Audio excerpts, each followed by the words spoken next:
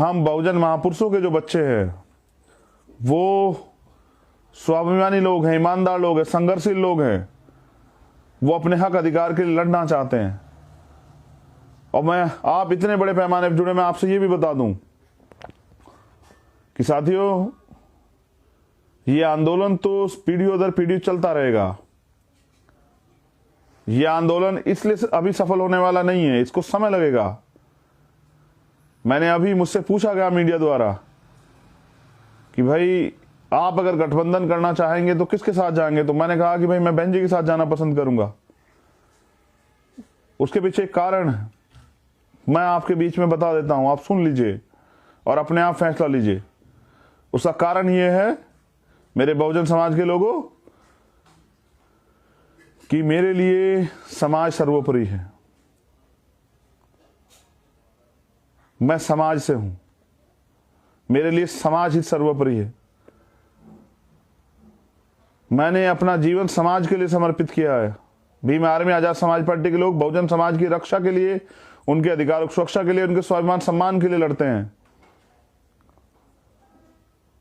तो मैंने अपने साथियों से बात की और हमने तय किया कि हम जाएंगे उनके साथ। अगर गठबंधन की बात आई तो सबसे पहले उनके साथ प्रयास करेंगे, क्योंकि मैं बहुजन समाज के लोगों में एकता चाहता हूं। आप जानते हैं पिछले 5 साल में कोई ऐसी जगह नहीं जहां हम आंदोलन के लिए नहीं गए, चाहे जेल काटी, मुकदमे झेले, लाठियां खाई, आप जानते हैं क्या क्या नहीं सहा। साथियों, मुझे कल समाज के बीच रहना है। मुझसे समाज पूछेगा कि चंद्रशेखर आपने प्रयास क्यों नहीं किया एकजुट होने का। मैंने आपके सामने रखी है बात कि मैंने प्रयास किया, हजारों गालियां खा के, अपमानित करवा के, खुद को एजेंट और पता नहीं क्या क्या नहीं कहा गया विरोधियों द्वारा, मेरे परिवार को गाली, क्या क्या नहीं मुझे अपमानित किया गया। और एक काम मैंने ऐसा नहीं किया जिसमें समाज अपमानित हो जाए। एक काम नहीं किया हमने ऐसा। तमाम बुराइयां, आरोप सहके, लाठियां खा के, जेल जाके, मुकदमे झेल के भी कभी आपके स्वाभिमान सम्मान का समझौता नहीं किया, कभी झुकना नहीं सीखा। तो क्योंकि मैं इसलिए चाहता हूं कि बहुजन समाज के लोगों में एकता बनी रहे, क्योंकि आने वाले 5 साल अगर बहुजन समाज के लोग सत्ता में नहीं आए तो बहन जी तो घर से नहीं निकलेंगी, वो तो अपने महल में रहेंगी। 5 साल मुझे अपने लोगों की लाशें उठानी पड़ेंगी अपने हाथों में, इन हाथों में। अपनी बहनों के हाथों उठा के मैं उनके लिए न्याय की भीख मांगता फिरूंगा, लड़ता फिरूंगा, इस जालिम सरकार से टकराता फिरूंगा। मेरे लिए मेरा व्यक्तिगत हित, मेरा स्वाभिमान कोई मायने नहीं रखता। जब बाबा साहब अम्बेडकर से पूछा गया कि डॉक्टर अम्बेडकर, आप में और देश के हित में टकराव होगा तो आप क्या करेंगे, बाबा साहब ने कहा, मैं उनको अपना गुरु मानता हूं, कि जिस दिन देश के हित में और मेरे व्यक्तिगत हित में टकराव होगा, मैं देश की तरफ खड़ा रहूंगा। लेकिन जिस दिन देश हित में और मेरे समाज के हित में टकराव होगा तो मैं अपने समाज की तरफ खड़ा रहूंगा। मैं इसलिए इतनी गालियां खाने के बाद, अपमानित होने के बाद, एक स्वाभिमानी व्यक्ति जो सरकार के आगे नहीं झुका, 16 महीने जेल काटी, हम पे आरोप लगाने वाले अपने बच्चे को 10 दिन के लिए जेल भेज के देखा, एहसास हो जाएगा। हमारे लोगों ने, भीम आर्मी के लोगों ने जेलें काटी, मुकदमे झेले, लाठियां खाई, अपमानित हुए। मैं खुद, हमारी टीम, सब लोगों ने, हमारे सब साथियों ने, माननीय अध्यक्ष जी और हमारे और साथी, सब लोगों ने क्या क्या नहीं सहा। 16 महीने जेल काटी, लेकिन उफ नहीं कहा कभी समाज के बीच में, और प्रयास किया हमेशा एकजुटता का। कहना आसान है, आप हमारी जगह खुद को रख के देखिए और इस दर्द को महसूस कीजिए। मैंने इसलिए अपील की कि ये समाज एकजुट रहे, क्योंकि मुझे समाज के बीच जाना। कल आप मुझसे पूछोगे कि आपने एकजुट करने का प्रयास क्यों नहीं किया भैया, तो मैं सच्चा हूं, ईमानदार हूं, इसलिए मैंने प्रयास किया। इतनी अपमानित होने के बाद मेरे लिए मेरा व्यक्तिगत अपमान से बड़ा है बहुजन समाज के अधिकार, उनका स्वाभिमान सम्मान, और वो आंदोलन जिसको बाबा साहब अम्बेडकर और माननीय काशी नाम साहब और उनके सहयोगियों ने अपने खून पसीने सींचा,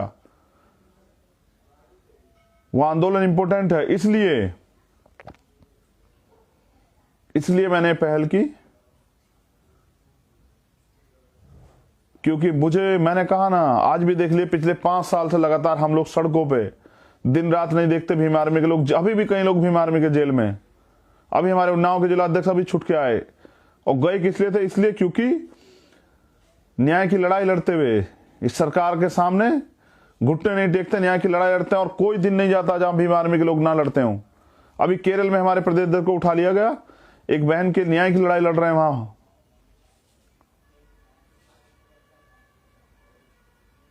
इसलिए आप हम पे आरोप लगाइए, हमें अपमानित कीजिए, बुरा कहिए, लेकिन एक दिन हमारा जीवन जी के देखिए, आपको एहसास हो जाएगा।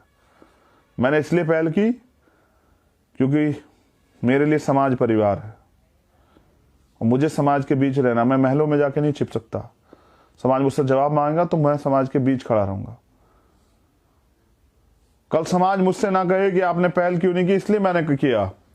लेकिन ऐसा नहीं कि मैं लड़ना नहीं जानता हूं, ऐसा नहीं कि भीम आर्मी आजाद समाज पार्टी के लोग गूंगे बह रहे हैं। अगर आप भीम आर्मी को एजेंट कहते हैं तो आप पूरे बहुजन समाज के उन नौजवानों को गाली देते हैं जिन लोगों ने अपना दिन रात नहीं देखा, घर बार नहीं देखा, अपना करियर नहीं देखा, जो उन नेताओं से लाख गुना अच्छे हैं।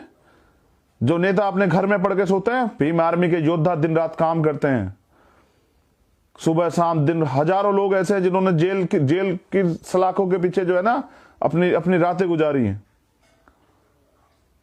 और मैं जो कुछ हूं, मैं भीम आर्मी की वजह से हूं, अपने रहबरों, अपने गुरुओं की वजह से हूं, आजाद समाज पार्टी की वजह से हूं। मैं किसी नेता की वजह से कुछ नहीं हूं। मुझे किसी ने कुछ नहीं बनाया। मुझे अगर कुछ दिया है, मुझे कुछ बनाया है, तो बहुजन समाज के लोगों ने और भीम आर्मी के लोगों ने।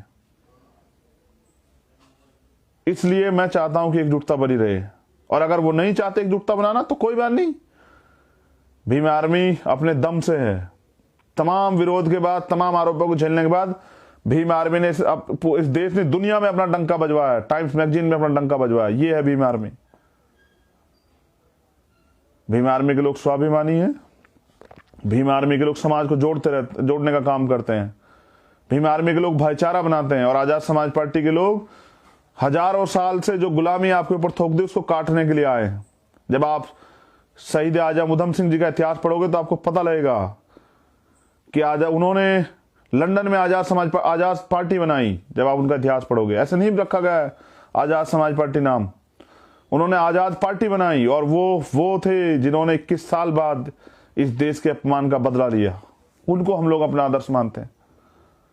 हम शहीद आजम भगत सिंह को अपना आदर्श मानते हैं, चंद्रशेखर आजाद को अपना आदर्श मानते हैं, बाबा साहब अम्बेडकर को अपना आदर्श मानते हैं, जिन्होंने इस देश से गुलामी के विरोध में अपने प्राणों का बलिदान दिया। हम मान्यवर काशी राम साहब को नेता मानते हैं, जिन्होंने अपने परिवार के लिए एक बार नहीं सोचा, 1 रुपए की संपत्ति नहीं बनाई। अरे अपना पूरा जीवन निछावर कर दिया। और कल इस कर्ज को उतार दें, कभी कोई पूछे तो कह पाए कि बाबा साहब अम्बेडकर, हमने आपको धोखा नहीं दिया। मान्यवर काशी राम साहब, हमने आपके आंदोलन को मरने नहीं दिया। एक बार पूछा गया था बाबा साहब अम्बेडकर से कि डॉक्टर अम्बेडकर, व्यक्ति मर जाता, विचार भी मर जाता, आपका इस पे क्या तर्क है, क्या अवीब? बाबा साहब अम्बेडकर ने कहा, व्यक्ति मर जाता, विचार भी मर जाता है, अगर उसके विचार का प्रसार ना हो।